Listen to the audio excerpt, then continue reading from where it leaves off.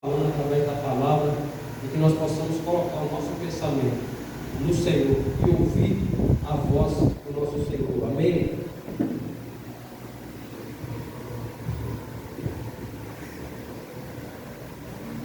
A paz do Senhor a todos, amém? Glória a Deus. Louvado seja o nome do Senhor. É bom nós estarmos na presença do Senhor. Não pense você que estar na presença do Senhor se resume a esse momento de culto, né? Onde nós chegamos na igreja às 19 horas e saímos de ninguém. Não é isso que é estar na presença do Senhor, mas é ter uma vida constante de intimidade com Deus. É nós sabermos quem é Deus e nós sabemos quem somos nós na presença dele. Amém? Desde já é bom dizer que é muito bom ter a tua presença aqui, né? Você não está aqui por acaso. Antes do culto eu estava pensando também sobre isso, né? Às vezes a gente espera pessoas que estejam presentes no culto, mas pessoas não vêm. E às vezes pessoas que a gente não espera aparecem. Isso tem sido uma constante. E o que nós cremos é que se você está aqui, é porque o Senhor quer você nesse lugar. Nós temos, como o evangelista falou aqui, uma visão, eu detesto falar que é uma visão diferente, porque para mim é uma visão original, uma visão bíblica, que é anunciar a Cristo crucificado.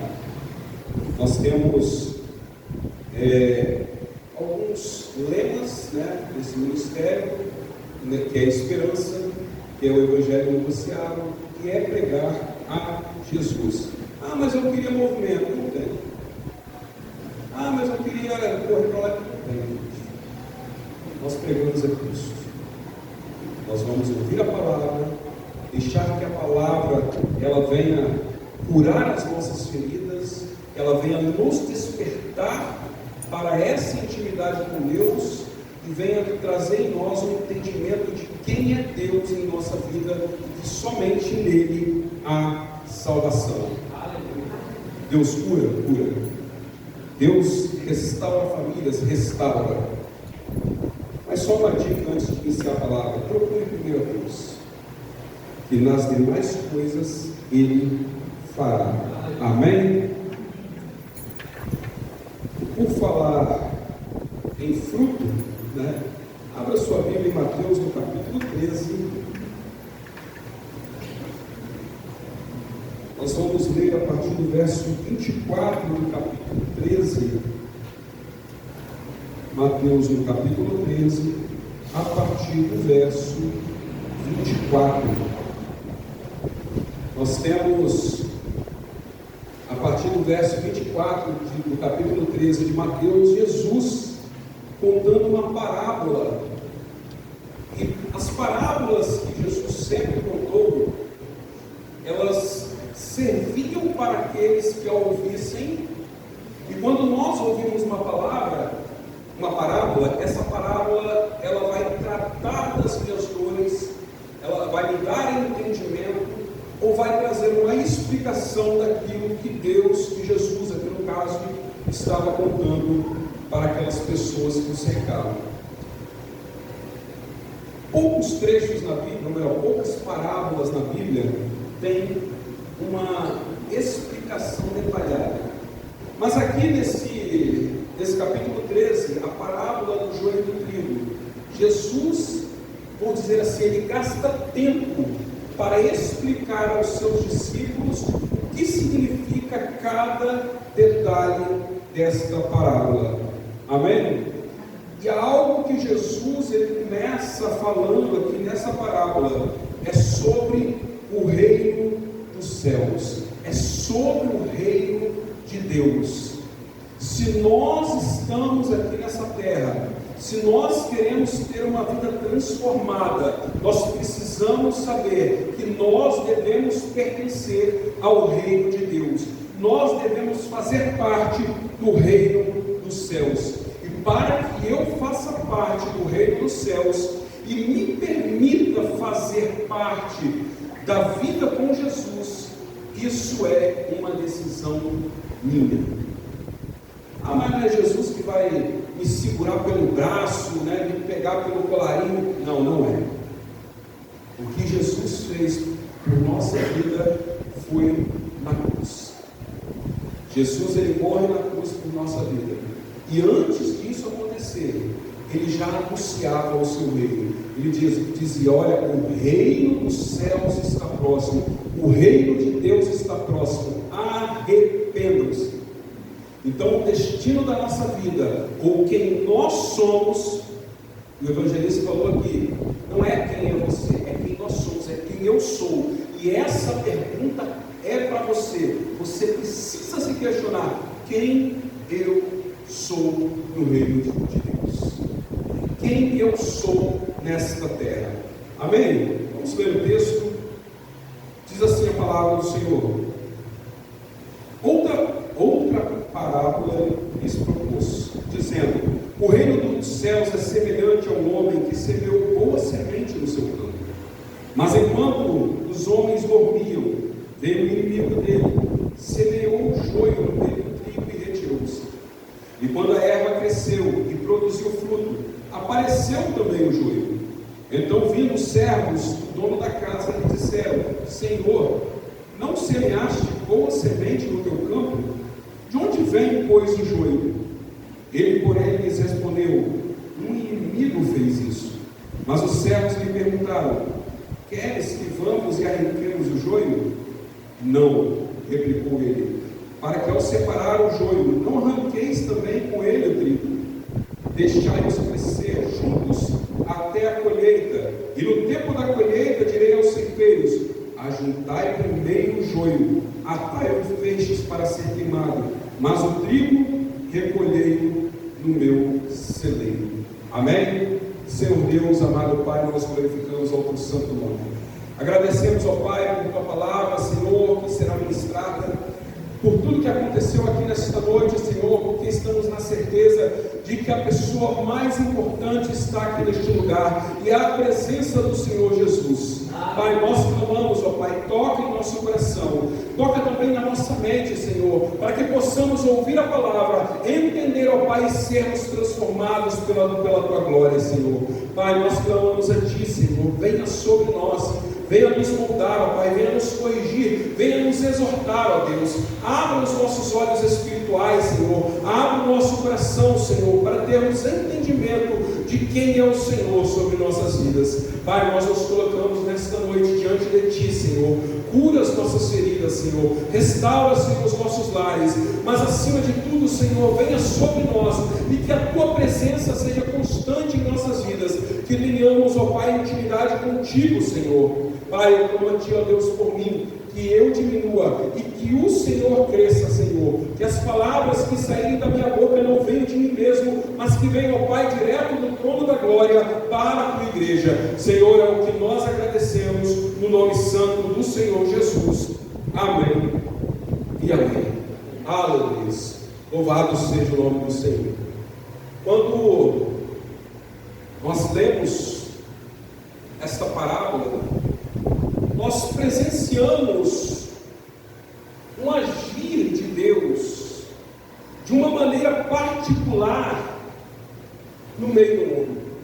Ah, como assim no meio do mundo? Sim, a parábola está falando do mundo. Muita gente, quando lê essa parábola e vê o texto falando no campo, e a gente vê muita gente pregando sobre isso, vai falar assim: ah, mas o campo é a igreja, né? Porque na igreja tem joio, tem trigo. Mas talvez porque não leram aquilo que Jesus explica na própria palavra, alguns versículos depois, onde ele vai dizer: olha, o campo, e aí a palavra minha agora, não é a igreja, agora a palavra de Jesus, o campo, ele é o mundo. E quando nós vemos o agir de Deus, nós percebemos, nós encontramos Deus agindo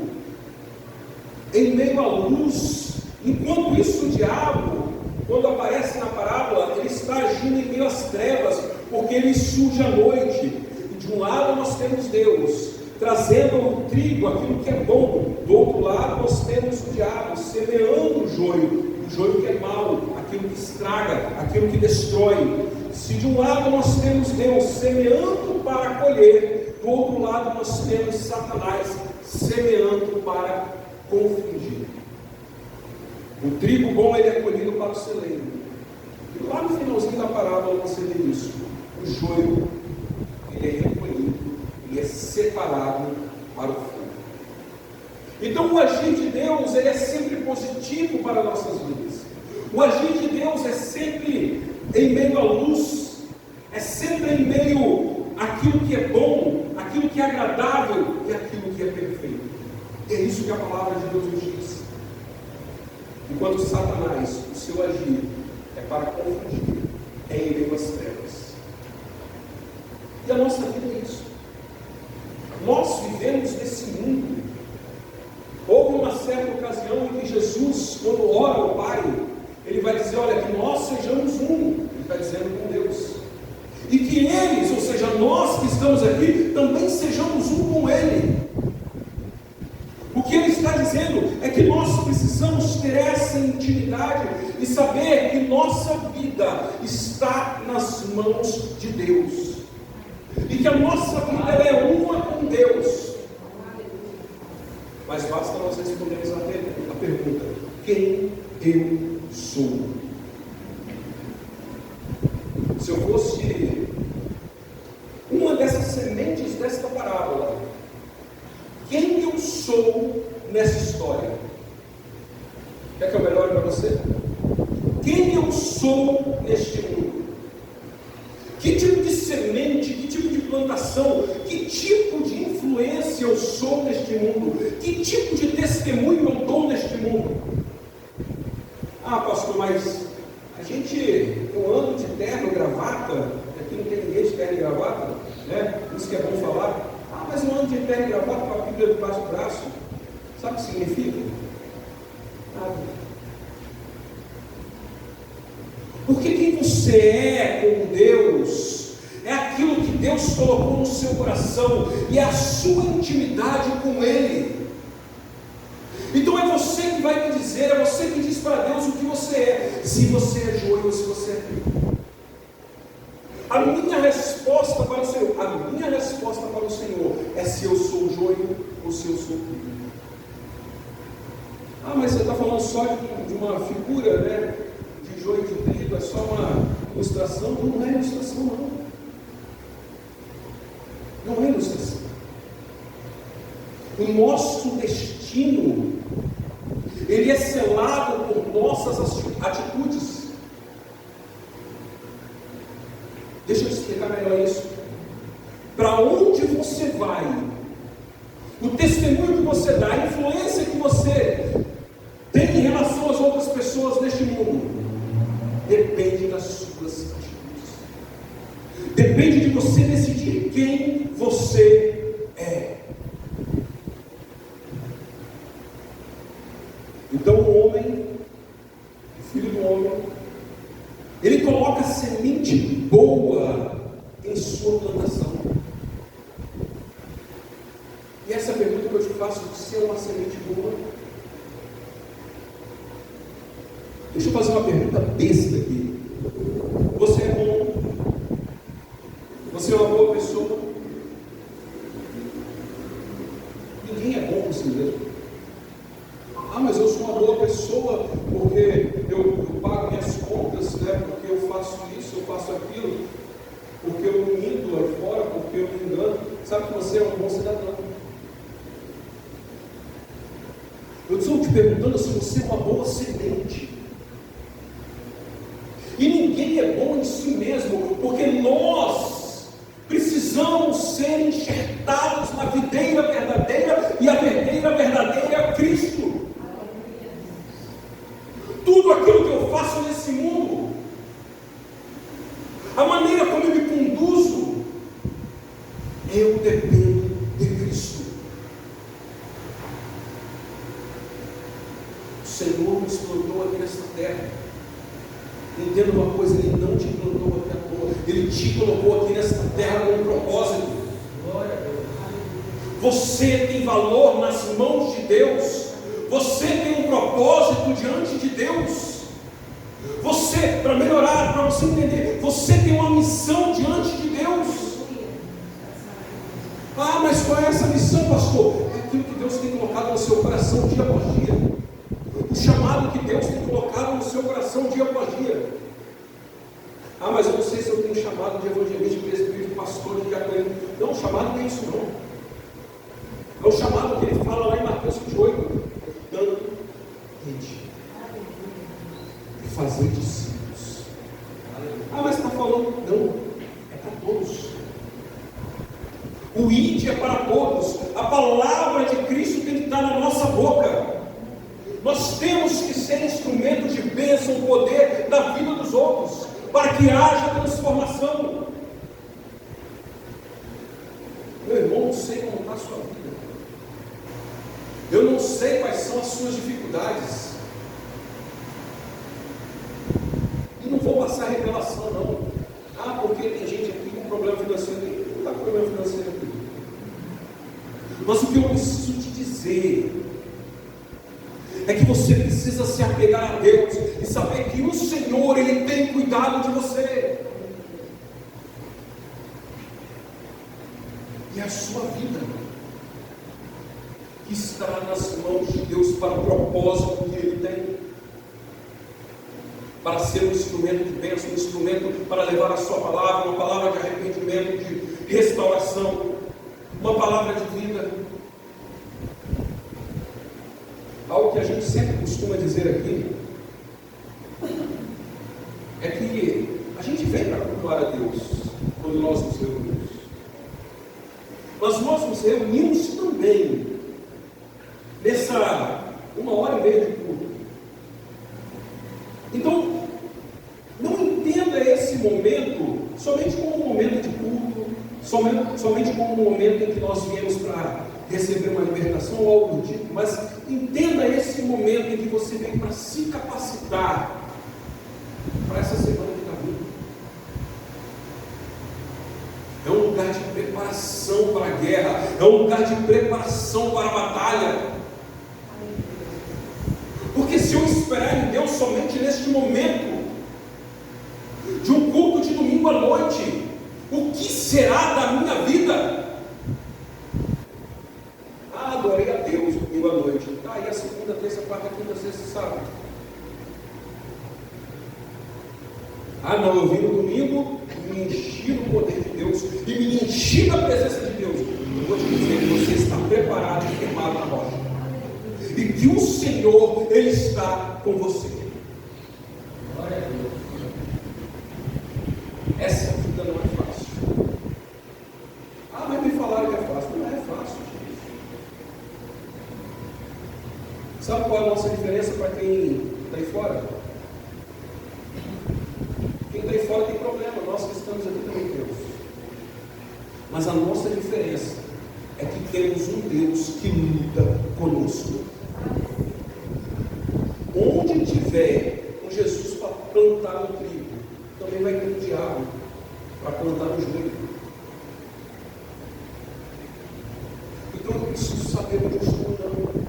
Eu preciso saber quem eu sou. Eu preciso saber como eu conduzo a minha vida diante de Deus. Porque a tarefa de Satanás é plantar aquilo que é falso. O joio é algo que é falso. E quantas coisas falsas tem por aí? Quanta falsidade, quanta mentira tem nesse mundo? E nós estamos cansados. É por isso que a gente colocou o nome desse ministério de esperança. Igreja Roupa Esperança. Porque está todo mundo cansado da mentirada que tem aí fora, da roubalheira que tem aí fora. Não gosto muito de falar da parte de finanças. O evangelista falou aqui que sobre evangelho negociado, nós não temos período de ofertório, nós não falamos de dízimo, porque nós falamos de contribuição. Quer contribuir, contribui. Se não tiver condições, não tem problema. Eu estava aqui fora antes do culto conversar, passou um rapaz aqui, eu falando isso com ele. Mas como que eu sei que a igreja tem gasto, como é que sustenta? É caro. Deixa eu falar uma verdade para você, não é caro assim não, tá? Sabe por que é caro? Porque, como o rapaz falou de fora, o pastor da igreja de onde vem ganha 15 salários mínimos. E sabe qual é o nosso desafio? Ninguém aqui ganha nada. Ah, mas eu quero pregar na sua igreja. Meu irmão, não tem oferta não. Os recursos aqui é para a igreja. E o que é igreja? Não é parede também não. São membros. A gente sabe que no tempo que nós estamos vivendo é muita falsidade, é muita mentira. E o que Satanás ele quer plantar são falsos crentes em todos os lugares. É um evangelho falso, mentiroso. O que eu estou falando tem base bíblica. Vou falar essa referência aqui, porque tem muita coisa. 2 Coríntios 11, 26 fala sobre falsos crentes. Falso evangelho, Gálatas 1, dos 6 a 9. E aí vão pregar uma falsa justificação, dizendo, não, você pode fazer o que você quiser da sua vida, que está bem. Mentira!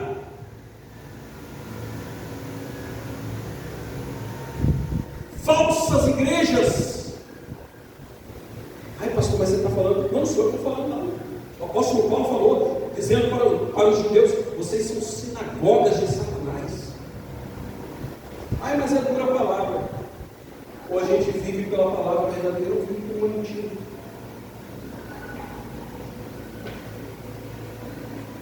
O apóstolo Paulo fala isso. Eu não vou negociar o evangelho. Muitos pegaram ele e falaram, ó, você para de falar de Deus. Ele, não vou parar, porque senão estou me enganando.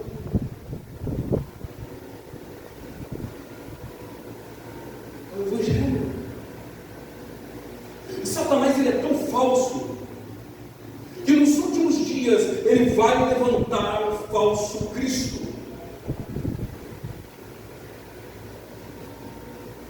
Quem somos nós? Que palavra é essa que Jesus tem colocado no nosso coração? Às vezes pode parecer tão difícil, mas é essa palavra que vai transformar a sua vida, é essa palavra que vai transformar a sua casa, a sua família.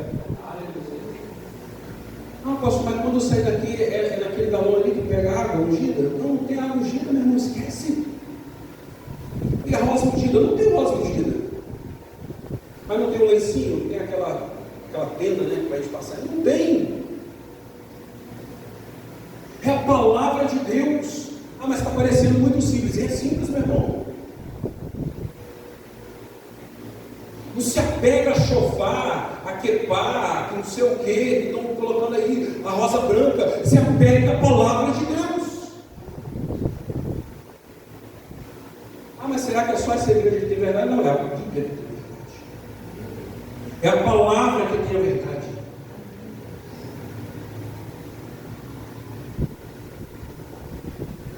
O que diferencia o joio do trigo?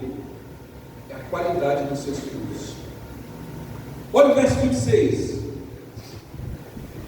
E quando a erva cresceu e produziu fruto, apareceu também o joio. O joio, ele parece com trigo quando ele é muito novo. É por isso que ele estava dizendo, olha, a erva ela é pequenininha, ela só está iniciando, mas é tão parecido, olha que lindo que é. Mas nós só encontramos a diferença quando ela cresce. E às vezes pode parecer tão absurdo, mas Deus permite o verdadeiro e o falso, o santo e o aparente. Deus permite. Sabe qual é o nome disso? É a longanimidade de Deus, é a paciência de Deus, é a misericórdia de Deus. Porque talvez muitos de nós não sabemos ainda quem nós somos, ou melhor, muitos de nós ainda não decidimos quem nós somos,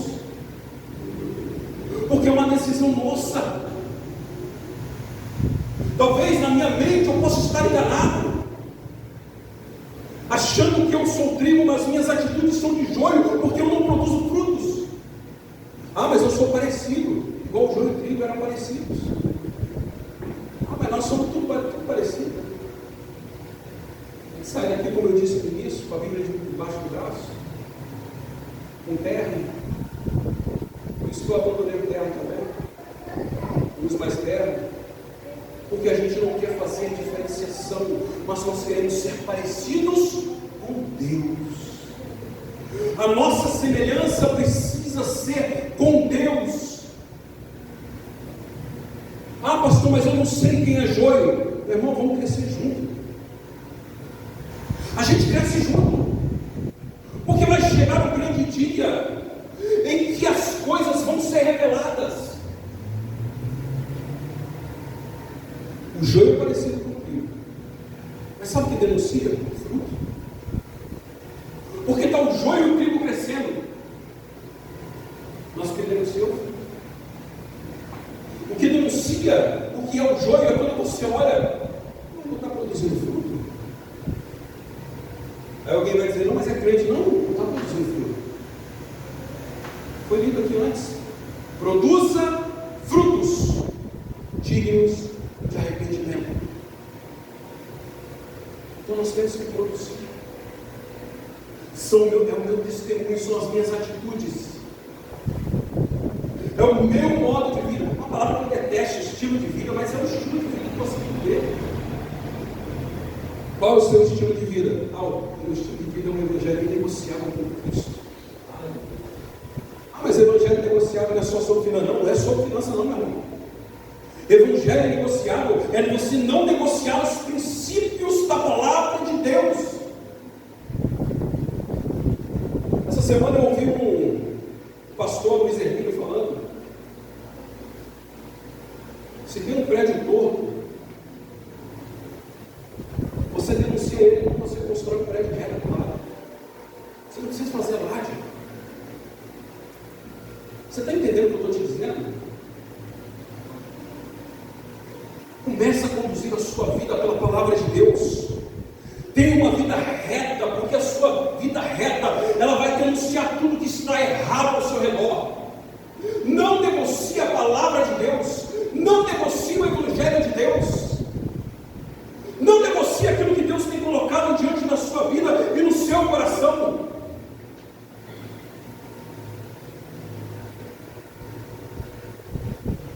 Pelo nosso caráter. Nós precisamos ter um caráter bíblico, um caráter santo. Sabe o que é mais forte para eu te explicar isso? Morra.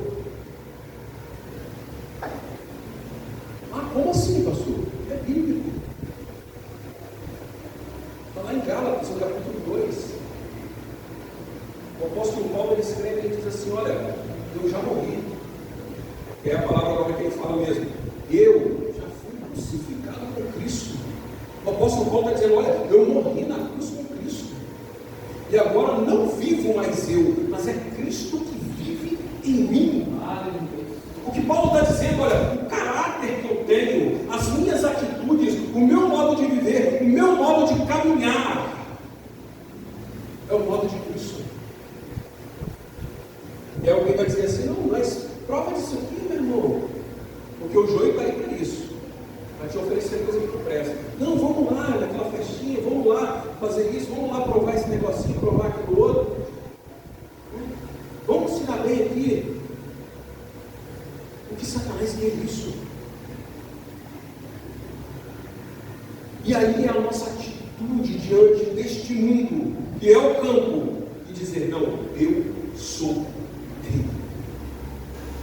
As minhas atitudes são diferentes, porque eu me decidi. Eu não negocio a palavra, porque eu sei em quem eu tenho crido. Lá em Mateus, no capítulo 7, diz assim, 7 verso 20: pelos seus frutos o conhecereis. Sabe como você é conhecido? Sabe sabe como sabem que você é servo de Deus? Pelos seus frutos. É por aquilo que você produz. É quando tomam a sua capa, você também dá a túnica. Quando bate uma face, você dá outra. Quando te mandam caminhar uma milha, você vai caminhar duas. Ah, pastor, mas aí eu vou estar me dando mal. No culto da inauguração eu falei sobre isso.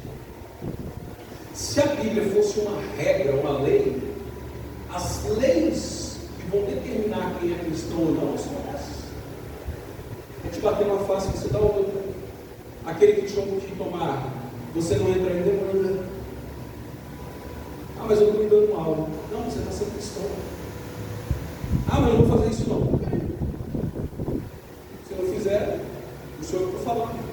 É a palavra que está falando. Quem é cristão e quem não é. Eu sei que em muitos lugares você vê pregação em qualquer lugar. Mas muitas vezes pode ter um interesse pessoal. Pessoas estão servindo, mas muitas vezes para aparecer. Ah, pastor, mas isso aqui todo mundo é santo? Não, gente, a gente luta aqui todo dia. A gente luta todo dia. Nós lutamos todo dia. Você tem que lutar todo dia contra o seu ego. Sabe o que é ego?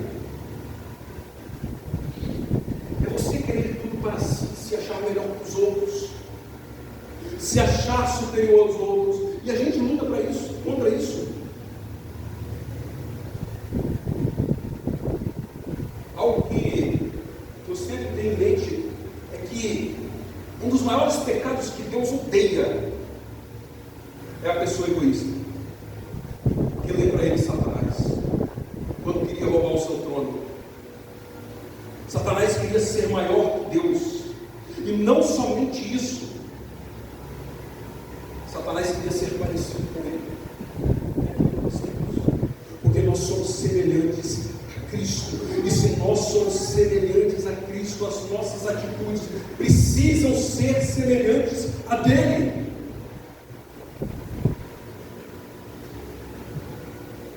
Qual o maior homem que já existiu nessa terra? Que teve mais glória? Que teve mais honra? Jesus. E às vezes nós queremos ver essas coisas, honra, poder, glória, seja o que for. E muitas vezes a gente anda no caminho contrário. Quer honra, poder e glória? Seja parecido com Cristo. Porque Ele teve tudo isso. Vamos lá.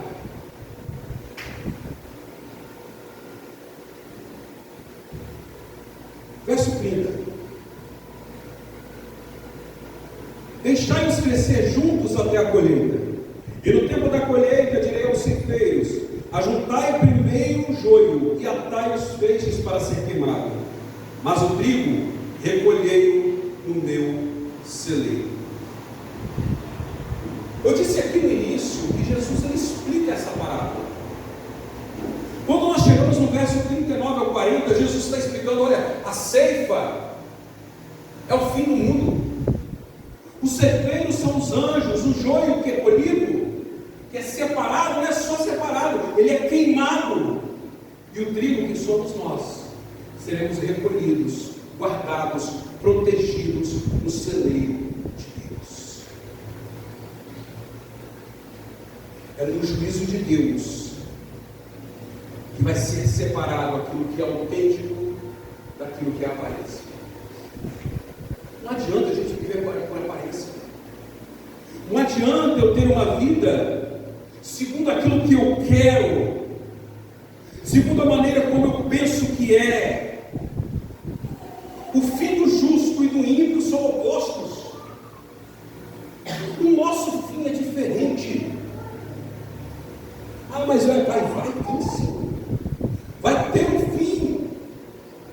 Vai chegar o juízo, a palavra de Deus, a ceifa está chegando.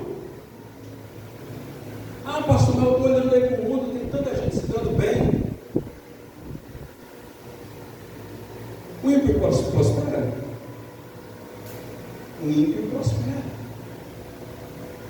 Certa vez, Asaf ele estava com uma certa indignação no seu coração, porque ele olhava para o lado, ele servindo a Deus de todo o coração, e olhava para o lado, ímpios prosperando em todos os lugares, e os justos, muitas vezes, com dificuldades, passando por tribulações, sofrendo. Mas quando ele chega no templo, quando ele entende quem é Deus, ele começa a compreender o fim dos dois. Está prosperando? Está. Mas está servindo a Deus? Fogo. Nós precisamos colocar a nossa vida diante de Deus para que não sejamos cortados, lançados no fogo. São as nossas atitudes diante de Deus.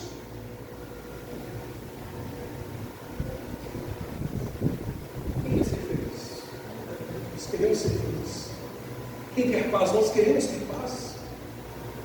Que é uma palavra mais bonita. Quem quer resplandecer como o sol no reino de Deus? É o verso 43, quando diz: então os justos resplandecerão como o sol no reino do meu Pai. Olha como é o fim do trigo. Resplandecer na glória do Pai. Ah, pastor, mas eu acho que morrer acaba. Vai pagar para ver? Que morrer acaba. É a glória de Deus. Ou nós seremos lançados no fogo, ou nós estaremos à destra do Pai, junto do Pai.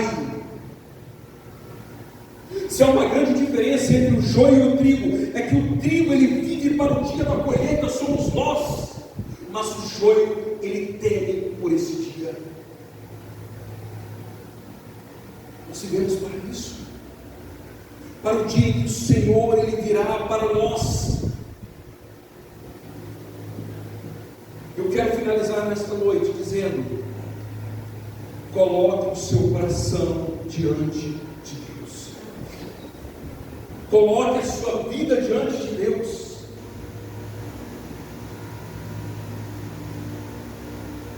O joio, ele tem rigidez, ele não se inclina.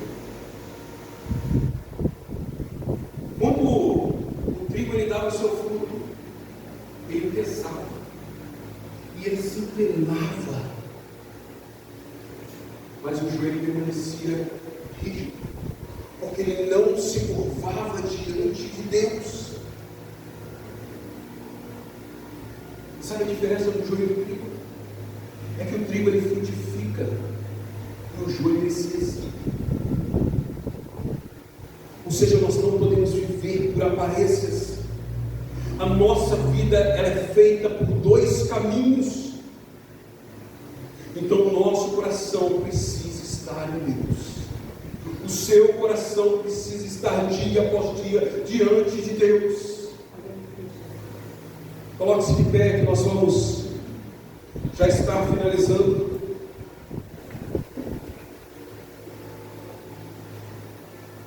Eu não sei o que você esperava aqui nesta noite, mas esta é uma palavra de Deus para a sua vida.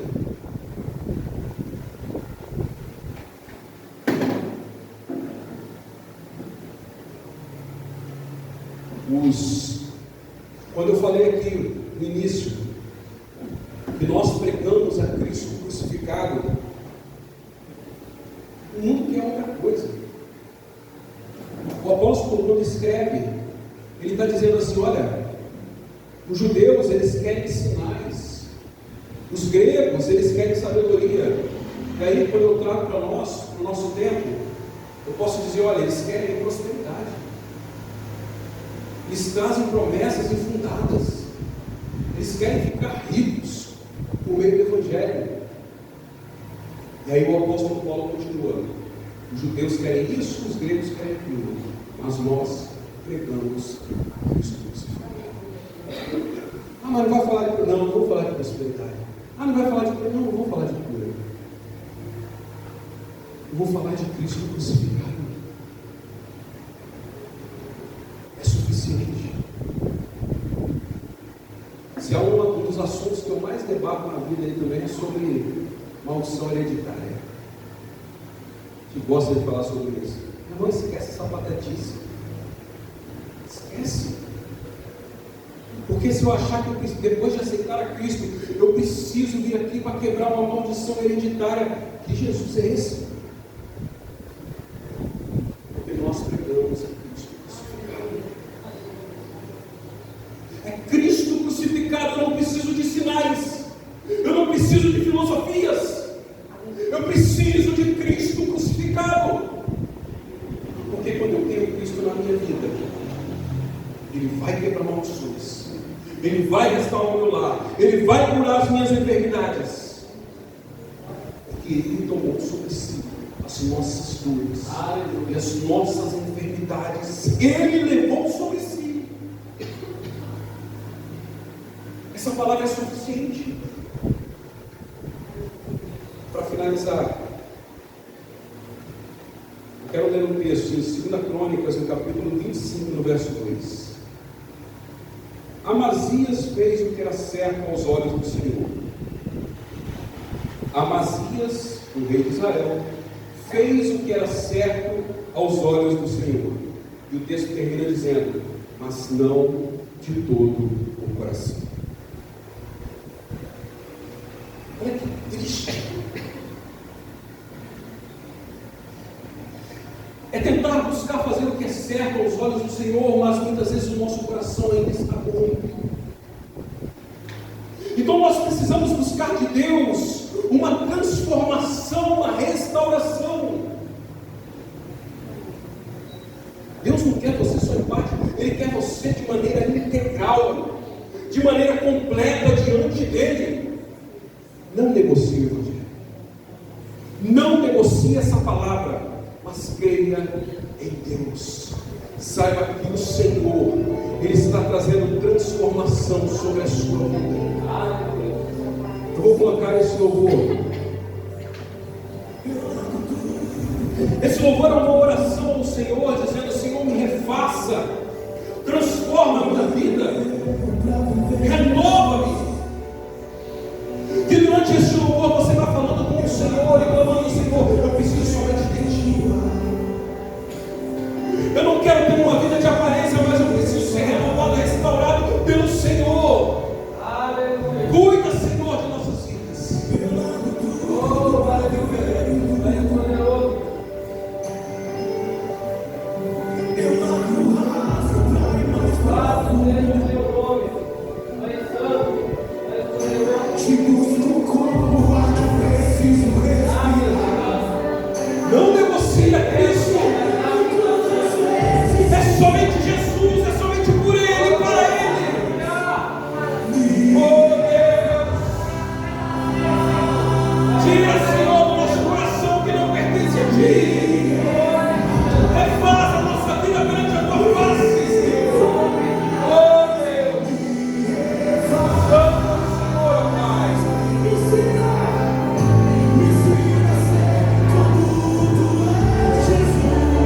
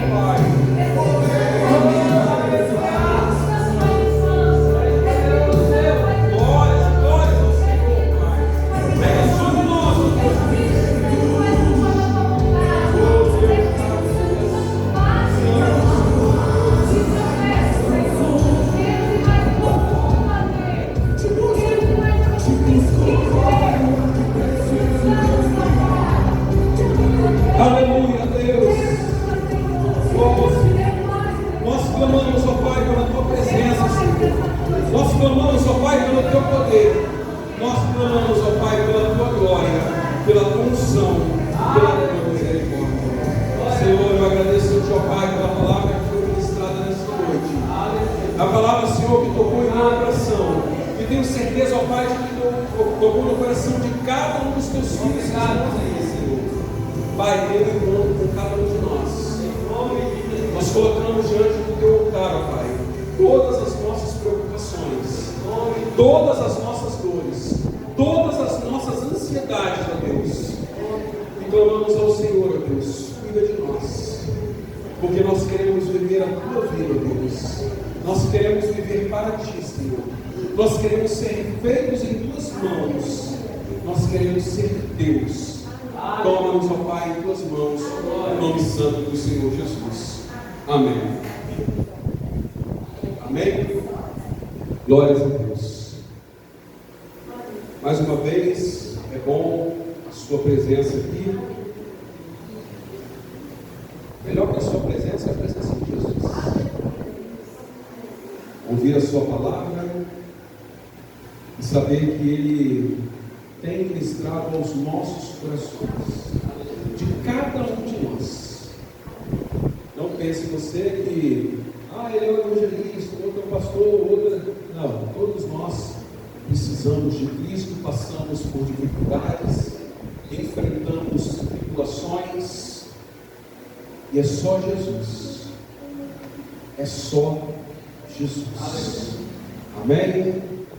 Pão e paz, que a bênção do Senhor esteja sobre a vida de cada um dos irmãos, que esse amor de Cristo possa nos acompanhar, dando sabedoria, entendimento da sua palavra, proteção nas mãos de Cristo.